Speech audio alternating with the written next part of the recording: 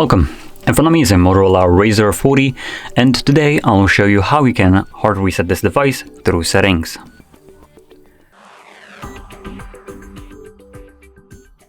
So to get started, open up settings.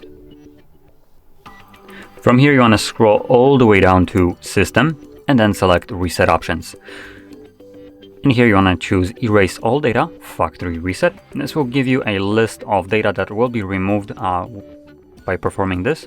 So the ones that are important, I would argue, are the ones here, the three last ones: music, photos, and user data. This will be typically data that you keep locally on the device, and not in every case, obviously. Some people have their photos cloud stored, so you don't need to worry about that.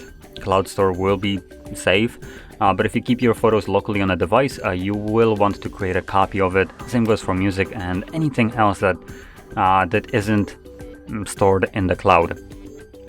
Now, assuming you have already done the backup or you simply don't want to, you can then progress further by selecting erase all data and do so once more. And the device will now begin factory resetting. This process will take about 1 minute to 2 minutes to finish up, and once it's completed, I'll be then presented with Android setup screen. Now, I'm gonna also plug in the device just because it had 9% battery, so that's a little bit low, and I wouldn't want this to kind of mess up throughout resetting. So yeah, I'm gonna plug it in and let it do the entire reset and come back once it's finished.